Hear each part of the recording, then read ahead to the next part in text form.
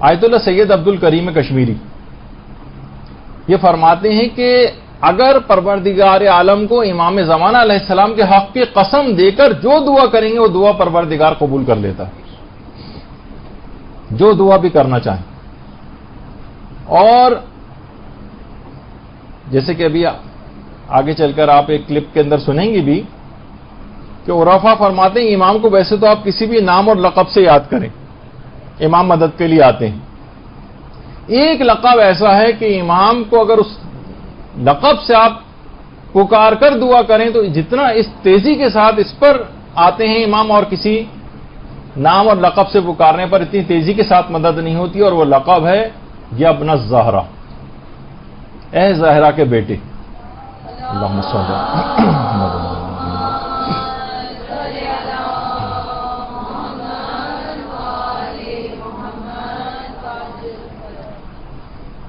ہمارا مسئلہ بھی یہ ہے کہ دیکھیے دل سے اعتقاد کے ساتھ نہیں پکارتے،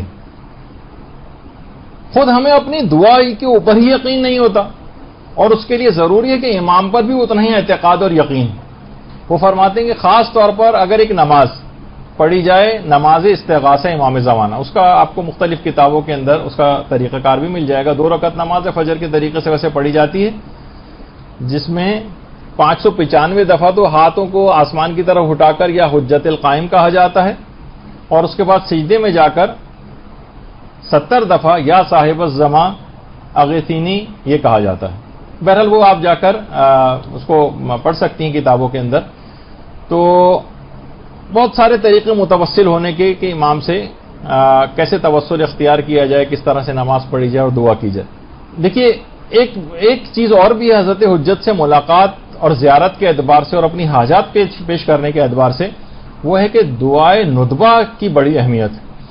دعائے ندبہ انتہائی مجرب ہے، اتنی مجرب ہے کہ علی اکبر مہدی پور، آغا علی اکبر مہدی پور، جو جنہوں نے پوری زندگی تقریباً اب 40 سال کم سے کم امام زمانہ کے اوپر تحریر و تقریر وغیرہ کے اندر صرف کیے ہیں، ساری زندگی امام زمانہ کا موضوع رہا ہے. وہ فرماتے ہیں کہ کتنے ہی تجربے سے یہ بات ثابت ہو چکی ہے کہ دعائے ندبہ جس جگہ بھی پڑھی جائے گی، دعائے ندبہ جس جگہ بھی پڑھی جائے گی وہ امام زمانہ کی خصوصی عنایات ہوتی ہیں اس جگہ کے اوپر. کہہ رہے کتنے ہی بڑے بڑے علماء کی مثالیں انہوں نے لکھی ہیں. انہوں نے فرمایا کہ آیت اللہ مہدی شیرازی یہ خود فرماتے تھے کہ خاص اس جگہ پہ عنایات خاصہ امام کی ہو جاتی ہیں جس جگہ دعائے ندبہ پڑھی جاتی ہے، امام وہاں پر آتے بھی. آغا میر جہانی اور مہدی محدث جن کے متعلق ملتا ہے کہ جب کبھی ممبر پہ جاتے تھے بہار کی 110 جلدوں کا مطالعہ کر کے جاتے تھے. اتنے زیادہ یعنی جو محتاط علماء تھے وہ تک بھی یہ بتاتے ہیں، اپنے تجربات نقل کرتے ہیں کہ امام زمانہ سے وہاں پر ملاقات بھی ممکن ہے اس محفل دعائے ندبہ میں، کیونکہ امام زمانہ دعائے ندبہ کی محفلوں میں بھی شریک ہوتے ہیں، اور ان کی زیارت بھی ممکن ہے. اور علماء نے کی بھی ہے، آغا نہاوندی نے، محدث نوری نے، کتنے علماء نے تمام واقعات کو لکھا ہے. آیت اللہ محمد خادمی شیرازی 1419 ہجری میں تو ان کی وفات ہوئی ہے اور اب 1435 چل رہا ہے.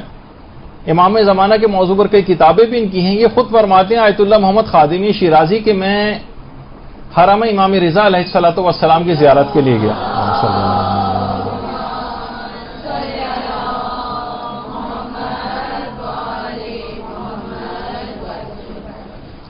وہاں زیارت کے لیے گیا اور وہاں جا کر امام زمانہ کو یاد کر کے بہت رویا. دیکھیے یہی تو بات ہے کہ ہمیں کوئی تڑپ پیدا ہی نہیں ہے، اسی وجہ سے امام سے ملاقات ہمارے لیے بالکل بے معنی ایسی بات ہو کر رہ گئی، کوئی تڑپ ہی نہیں. کہہ رہے میں وہاں جا کر امام رضا کے روضے پر جا کر ان کی قبر مبارک پہ جا کر بہت زیادہ رویا، اور اس کے بعد جب واپس آیا اور گھر آ کر سویا تو میں نے خواب میں امام زمانہ علیہ السلام کی زیارت کی.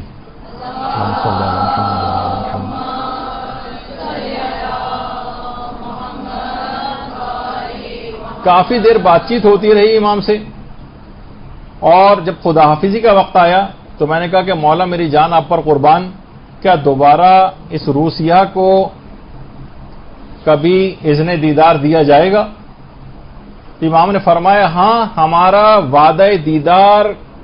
وعدہ دیدار کا وقت کل صبح دعائے ندبہ کی محفل میں۔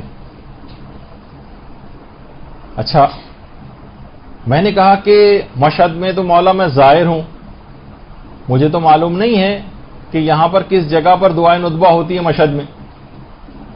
تو امام نے فرمایا سید مجتہدی کے گھر، اور اس کے بعد امام غائب ہو گئے۔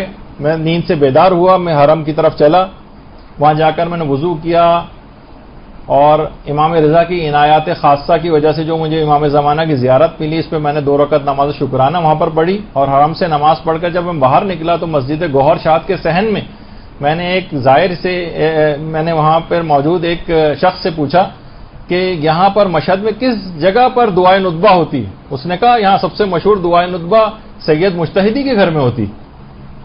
میں نے فوراً فرماتے کہ میں نے اسی وقت تیز رفتاری کے ساتھ وہاں سے گیا اور پتہ معلوم کر کے سید مجتہدی کے گھر میں گیا۔ وہاں ایک روحانی ایک محفل برپا تھی دعائے ندبہ کی، اور وہیں پر ہی میں نے اس دعائے ندبہ کی محفل میں ہی امام زمانہ کو اپنے عاشقوں کے درمیان موجود پایا۔ اللہم صلی اللہ علیہ وسلم۔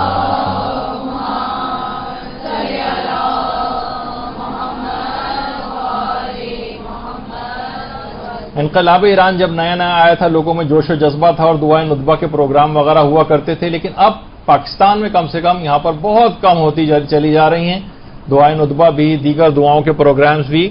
ان کو دوبارہ گھروں کے اندر رائج کرنا چاہیے تاکہ امام زمانہ کی عنایات اس جگہ کے خاص اس جگہ کے اوپر جہاں دعائے ندبہ پڑھی جاتی ہے، آپ لوگ گھروں کے اندر اس دعا کا انعقاد کریں۔ اور ایک امام زمانہ کے لیے خاص ایک عمل جس کی تائید آیت اللہ وحید خراسانی نے کی۔ آیت اللہ وحید خراسانی فرماتے ہیں کہ روزانہ کچھ نہ کچھ تلاوت قرآن کر کے امام زمانہ کو ضرور ہدیہ کرنی چاہیے۔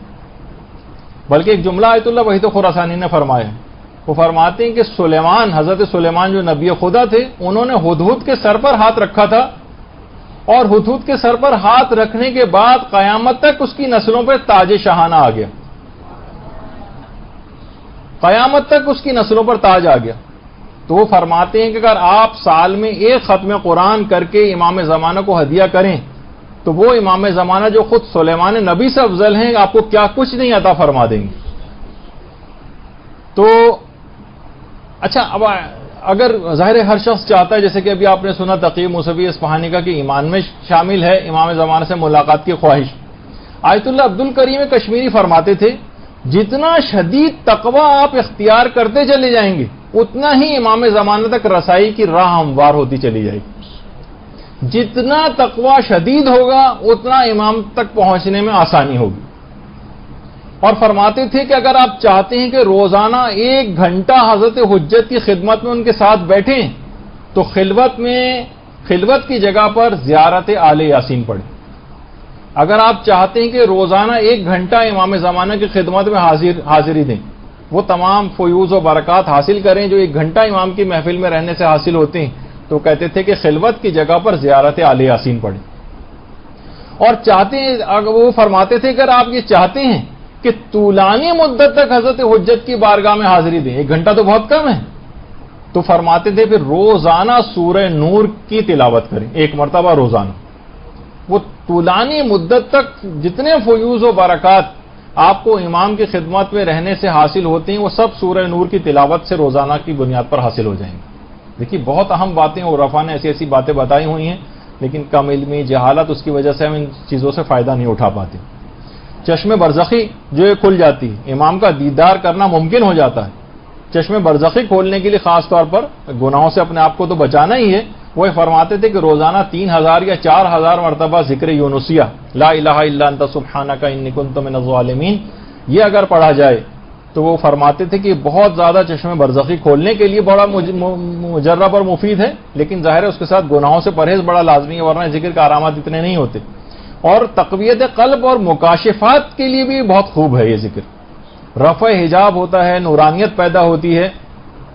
عموماً لوگ عام طور پر جب اس کو کرنا شروع کرتے ہیں تو خود فرماتے تھے کہ آیت اللہ عبد الکریم کشمیری کہ لوگ بہت جلدی دل برداشتہ ہو جاتے ہیں، اتنے دن سے تو ہم کر رہے ہیں کوئی فائدہ ہمیں نظر نہیں آ رہا، وہ کہتے ہیں جتنے بھی اذکار اور یہ ان کے کم سے کم 1 سال تک مداومت کرنی ہوتی ہے، پھر اس کے نتائج ظاہر ہوتے ہیں. کم سے کم 1 سال تک آپ مسلسل کرتے رہیں، پھر آپ دیکھیں گے کہ اس کے نتیجے. لیکن اس میں جو کچے ہوتے ہیں، جلد باز ہوتے ہیں، یا کوئی غیر ہلائی ہدف ہوتا ہے، وہ خود ہی کٹ جاتے ہیں اس 1 سال کے عرصے میں اور اس کو کنٹینیو نہیں کر پاتے. برحمتك يا أرحم الراحمين وصلى الله على محمد وآله الطاهرين.